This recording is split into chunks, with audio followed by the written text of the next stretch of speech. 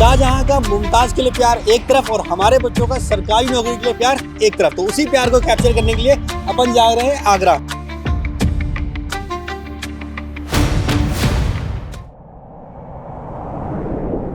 सपनों के सफरनामा का कारवां पहुंच चुका है आगरा के कमला नगर में। आज हम स्टोरी कवर करने वाले हैं नवनीत की। नवनीत वो बच्चा है जिसने एसएससी के 2 बड़े एग्जाम जिसमें टॉप रैंक लेके आया है। जो इसकी जिद थी, हम बोल रहे कि रात में सो जा, 12-1 बजे तक 2 बजे तक पढ़ रहे हैं, हम लोग सो रहे हैं, लेकिन ये गर्मी में बैठ के पढ़ रहे हैं। इसे ना गर्मी लग रही ना सर्दी, कई बार इसके एलर्जी हो गई, इसके बाद भी मेहनत कर रहा है। तैयारी के टाइम पे आप आटा चक्की भी ध्यान रखते थे? जीएस पे मैं कभी फोकस नहीं करता था, जीएस में स्किप करता था, ऑल्दो मेरी मिस्टेक थी।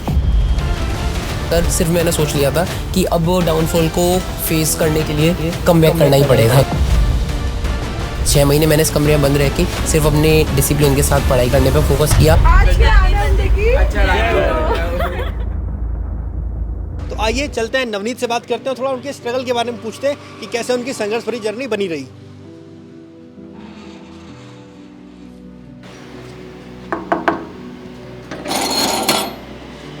नवनीत, विक्रम, कैसे हो? बढ़िया सर। चलो चलते हैं। चलिए। नवनीत भाई, आपकी फैमिली से मिले, बड़ी प्यारी फैमिली है। हम तो ये बोलेंगे आप बड़े किस्मत वाले हो कि ऐसी फैमिली आपको मिली। कुछ कहना चाहोगे?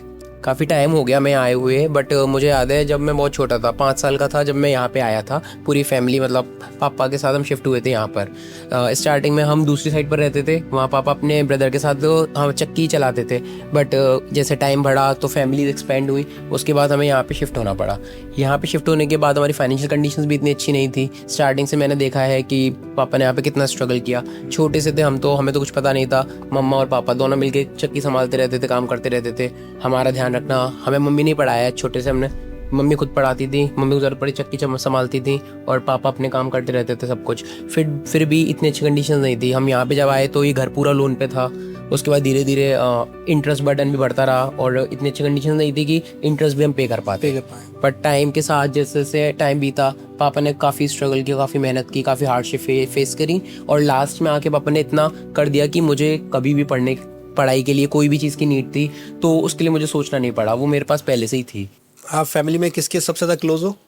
फैमिली में मेरी जो 2 बहन है मेरी, उसमें से जो छोटी बहन है वो मुझसे 1 साल ही बड़ी है। तो हम दोनों साथ में ही पढ़े हैं स्टार्टिंग से लेके एंड तक। हमने 12th भी साथ में ही की, हम साथ में ही रहे। तो मैं सब कुछ उससे शेयर कर लेता था और वो भी बहुत अच्छी है, तो वो मुझसे पूछ ही लेती थी कि तेरे को कोई परेशानी तो नहीं, कोई दिक्कत तो नहीं, मुझे पता तेरी बहन है।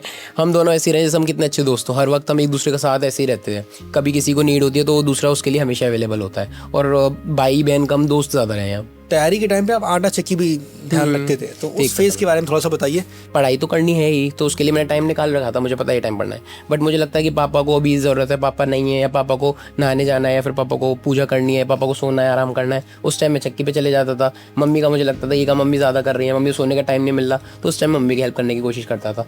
10th 11th 12th में जब मैंने कॉमर्स लिया तो मुझे एक चीज़ पता थी कि मेरा जो इंटरेस्ट है वो मैथ्स साइड पर है या फिर दूसरी तरफ है। कॉमर्स में मेरे को इंटरेस्ट नहीं था इतना, तो मैंने फिर सोचा 12th के बाद कि मुझे एक ऐसी साइड पे जाना है जहाँ पे मेरे को अपने इंटरेस्ट से रिलेटेड अलाइन करते हुए सब्जेक्ट्स मिले। तो मेरा देखा गवर्नमेंट जॉब में एसएससी की लाइन होती है, तो मुझे पता चला 12th के बाद कि मैं एसएससी कर सकता हूँ, क्योंकि उसमें मैथ्स है, रीजनिंग है, इंग्लिश है, जीएस है। ऑल्दो जीएस मेरा वीक है और ना मैं उस पर फोकस किया हूँ कभी, बट जो बाकी सब्जेक्ट्स थे वो एसएससी के ऐसे ही थे जो मेरे इंटरेस्ट से लाइन थे।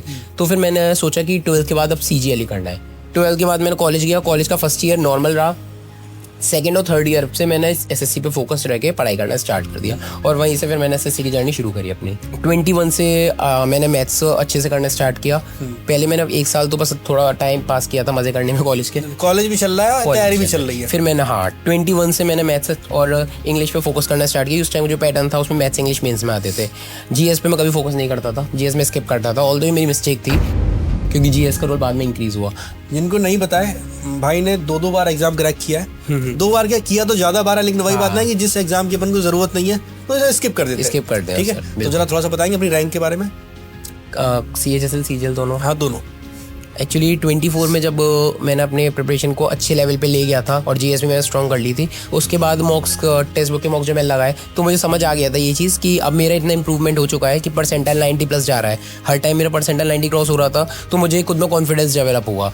मॉक्स का लेवल भी सेम ही रहता है और जो एग्जाम लेवल होता है वो भी उतना ही होता है। तो मैं समझ गया था कि इस बार मैं कर सकता हूँ क्रैक, और अच्छे लेवल पे मार्क्स भी मेरे अच्छे आ रहे थे, रैंक्स भी मतलब जो टेक्स्ट बुक की रैंक्स होती हैं वो भी अच्छी थी। तो जब मैंने असली में पेपर दिया CHSL CGL का, तो फिर पेपर देती मुझे पता चल गया था कि मेरा पेपर बहुत अच्छा हुआ है। आंसर की से मेरे को मार्क्स का आइडिया लग गया था और मैं समझ गया था सिलेक्शन होने वाला है, बट रैंक का इतना श्योरिटी मुझे भी नहीं थी, CGL को लेकर भी, CHSL को लेकर भी। बट जब रिजल्ट में मैंने देखा तो CHSL में AIR 5, CGL में AIR 284, तो दोनों ही बहुत अच्छी रैंक्स थी और मेरे को लिए भी बहुत खुशी की बात थी है।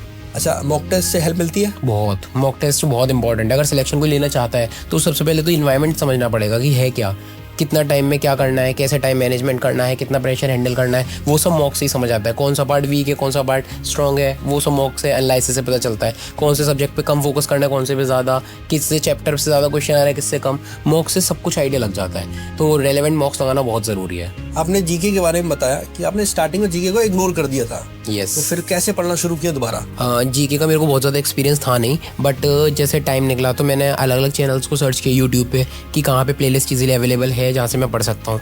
तो कुछ बैचेस मुझे ऐसे लगे जो कम वीडियोस में पूरा इंपॉर्टेंट टॉपिक्स और जो भी पूरा सब्जेक्ट वाइज जीके कवर करा सकते थे, मैंने उनसे पढ़ना स्टार्ट किया। वीडियो से पढ़ने में कंफर्टेबल था क्योंकि बीच में कुछ भी डिस्टर्बेंसेस होंगे तो उससे वीडियो पे इफेक्ट नहीं पड़ेगा। तो मैंने एक बैच की वीडियोज़ देखना स्टार्ट किया, जैसे यूट्यूब पे जो अवेलेबल थी। उससे मैंने फिजिक्स पूरी की complete, physics, chemistry, biology, history, politics, और जो एक बार मैंने वीडियोस जो बेस्ट से देखी उसी को रिपीट पे मैं पढ़ता रहा, रिवाइज करता रहा। और 1 साल तक मैंने यही किया, कुछ चेंज नहीं किया। जीके पे ज़्यादा टाइम और ज़्यादा फोकस दिया और जीके को मैंने डिवाइड कर दिया बीच में पार्टीशंस में, जिससे एक टाइम लगातार हम पढ़ते तो उसमें फिर बोरिंग हो जाता है वो सब्जेक्ट। तो मैंने उसको डिवाइड कर करके पढ़ा कि मॉर्निंग में इस जैसे फिजिक्स उठा ली, आफ्टरनून के टाइम पे मैंने SST का कोई पॉलिटिक्स या फिर हिस्ट्री वाला पार्ट उठाया, शाम के टाइम मैंने फिर से कुछ इकोनॉमिक्स या ऐसा सब्जेक्ट ले लिया जो ईजी हो। तो इसे डिवाइड करके मैं पढ़ता था। अगर कोई बच्चा आज तैयारी करना शुरू करता है तो जीके के लिए उसे क्या एक टिप देना चाहोगे कि ये ज़रूर करना? GS के लिए मेन चीज़ होती है रिवीजन। अगर हम GS को एक बार पढ़ लेते हैं और नई नई सोर्सेज से ऐड ही करते रहते हैं तो उसे रिवाइज नहीं करते, तो वो सब आई थिंक फ्यूटाइल है, क्योंकि उससे हम कहीं ना कहीं जो पुराना पार्ट है उसे भूल जा रहे हैं। जब तक हम उसे पढ़ के रिवाइज नहीं करेंगे या फिर उसे बार बार नहीं देखेंगे, तुम सोर्स में ऐड कर रहे हो उसमें कोई इशू नहीं है, लेकिन उसको रिवाइज करो। रिवीजन GS में मेरे को लगता है जो की रोल प्ले करती है वही है। अभी आपने बोला कि YouTube की प्लेलिस्ट देखते थे आप, और नीचे पापा ने भी कहा था कि हमें पता ही नहीं चला इसका सिलेक्शन कब हो गया, कहाँ से पढ़ाई की। जी। तो आपने कभी कोई कोचिंग या पेड बैच ऐसा कुछ नहीं लिया? नहीं, पेड बैचेस वगैरह मुझे सच बताओ तो इतना अच्छा लगते भी नहीं थे, क्योंकि मैंने जो डेमो वगैरह भी देखे हैं उसमें इतनी नीड नहीं होती कि हम पूरा बैच को इतना डिटेल में कवर करें। ऑल्दो अच्छे होते हैं वो भी, ऐसा नहीं है कि बुरे होते हैं, बट मेरे को लगता है यूट्यूब पे ऑलरेडी इतना कंटेंट अवेलेबल है, कोई भी इंसान यूट्यूब से पढ़ के आराम से कोई भी एग्जाम क्रैक कर सकता है। आपने बताया कि आपने बहुत सारे मॉक टेस्ट लगाए। बिल्कुल, टेस्ट बुक के मॉक टेस्ट लगाए थे आपने? हाँ, मॉक्स में मैं सिर्फ टेक्स्ट बुक के ही मॉक्स लगाए हैं। आपका एक्सपीरियंस कैसा था, कुछ फीडबैक देना चाहेंगे? हाँ, एक्चुअली टेक्स्ट बुक के मॉक्स में सबसे ज़्यादा रेलिवेंट लगते थे। इसमें कोई डाउट नहीं था कि जैसे एग्जाम मेरे को वहाँ पे जाके मिल रहा है उससे या तो ईजी ही होगा, वो जो असली वाला एग्जाम है वो या तो ईजी होगा टेक्स्ट बुक से या फिर उस लेवल का होगा, उससे हार्ड होता नहीं है। और उसके लिए भी टेक्स्ट बुक में कुछ मॉक्स होते हैं जो हार्ड लेवल पे होते हैं, जिससे हम कोई अगर आउट ऑफ द बॉक्स आ जाता है पेपर क्वेश्चन तो उसके लिए भी हम ऑलरेडी फैमिलियर होते हैं कि हमें कैसे उसे टैकल करना है या स्किप करना है, जो भी करना है। एक एनवायरनमेंट जो होता है वो हमें पहले से ही टेक्स्ट बुक सेट करके देता है। मॉक्स में सब तरह के क्वेश्चंस कवर होते हैं और कंटेंट रेलिवेंट होता है, जो जिस टाइप का चल रहा है वहाँ पे एग्जाम में SSC के, वैसा ही उसका कंटेंट रहता है।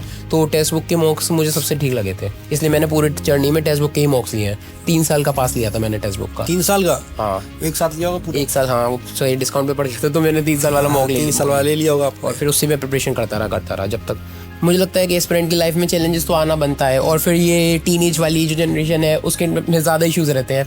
तो फिर मेरा जो कॉलेज का टाइम था वो नॉर्मल, मेरी कॉलेज फ्रेंड्स ये सब अच्छा रहता था, बहुत अच्छा सोशल नेचर था मेरा।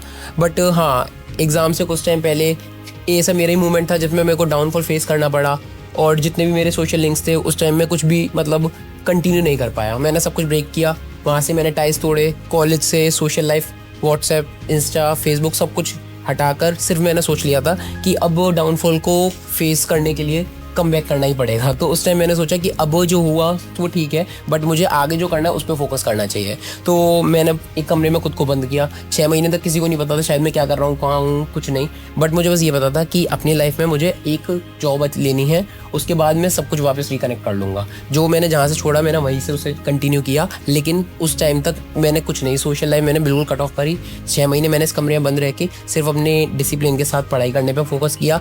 जो भी मेरे को दुखी होता था या कुछ जो भी खुशी होती थी वो सबको भूल कर मैंने बस सोच लिया कि मुझे इतना टाइम पढ़ना है और पढ़ाई की, उसके अलावा कुछ भी नहीं। उस टाइम में मुझे एक चीज़ समझ आई कि अगर आपकी लाइफ में कोई हेल्पफुल है तो वो आपकी फैमिली है। मेरी फैमिली, मेरी सिस्टर्स, मेरे मम्मा पापा, इन लोगों ने मेरे को हेल्प किया। ऑल्दो उन्हें भी कुछ नहीं पता था, बट जहाँ मुझे ज़रूरत थी वो मेरे साथ थे। मेरे को पता है कि मैं सोशल नेचर का इंसान हूँ, तो मेरे को आसपास कोई मिले ना मिले, मेरी फैमिली मेरे आसपास थी। जब मुझे ज़रूरत होती थी, जब मुझे अच्छा नहीं लग रहा होता था, अकेले मैं नीचे आता था, अपने मम्मी पापा के पास, अपनी बहनों के पास जाके बात करता था, नॉर्मल होता था, फिर आपको वापस आता था, फिर पढ़ने बैठ जाता था। अभी आपकी सैलरी कितनी होगी एसओ में? एक मतलब इंक्रीमेंट लग चुका है तो 84 है अभी, स्टार्टिंग 82 से हुई थी। जब 8वां वेतन लग जाएगा तब सैलरी कितनी होगी? फिर 1 लाख क्रॉस होगी, बट एग्जैक्ट नहीं। 1-10 1-12 मेरे हिसाब से ऐसा हो सकता है, होपफुली इतना होगा, लगभग इतना होना चाहिए। हम मान लेते हैं कि आपकी सैलरी 1 लाख रुपए हो गई, प्राइवेट में आपको मौका मिले, वहाँ पे सैलरी आपकी 3 लाख रुपए है, क्या करोगे, सरकारी या प्राइवेट?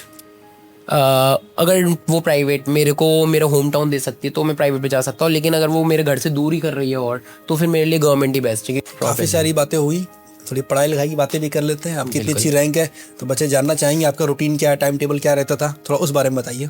अलग अलग मैंने डिवाइड कर रखा था सब्जेक्ट वाइज कि जिस टाइम मुझे पता है कि कम डिस्टर्बेंसेस आने हैं उस टाइम मॉक लगाऊंगा, जिस टाइम मुझे पता है ज़्यादा डिस्टर्बेंस है उस टाइम मैं वीडियोज़ के थ्रू जीके का कोई पोर्शन कवर करूँ या इंग्लिश पढ़ लूँ। इंग्लिश में वोकैबुलरी वाला पार्ट, जो रात का टाइम था उसमें कोई डिस्टर्बेंस नहीं होते तो मैं उस टाइम मैथ्स कर सकता था या मॉक कर सकता था, और ग्रामर वाले पोर्शन जो कवर कर सकता था।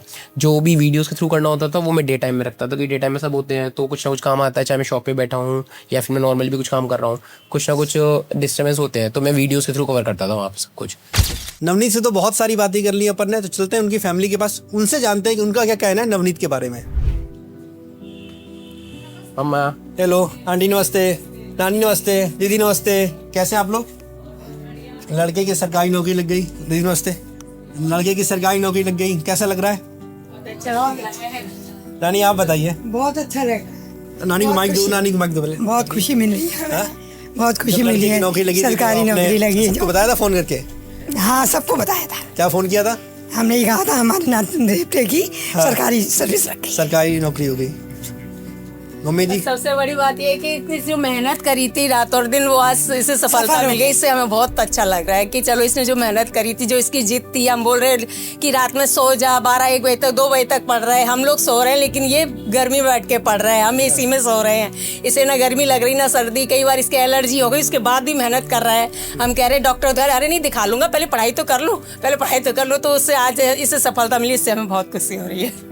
हमें पता चला कि नवनीत ने पढ़ाई करी सो करी, लेकिन आपने बहुत पूजा पाठ की है, तो कुछ बोलेंगे उस बारे में? नहीं, एक सेकंड। ये आध्यात्मिक एक्चुअल में ये तो मेरी एक रुचि है जिसे मैं भगवान में विश्वास रखती हूँ। हाँ। और कहती हूँ कि भगवान जो हम कर्म करते हैं उसी से बच्चों को फल प्राप्त होता है, जो हमारे कर्म होते हैं उसी के अकॉर्डिंग। क्या लगता है आज भगवान ने हमें सब कुछ दिया है, भगवान दास से ऐसा बेटा दिया है, लायक बेटा, तो हमें लगता है भगवान ने हमारी इच्छा पूरी करी है। थोड़ा जिद्दी था बस, लेकिन जिद की वजह से आज इसने जो कुछ किया, जिद की वजह से ही हासिल किया है।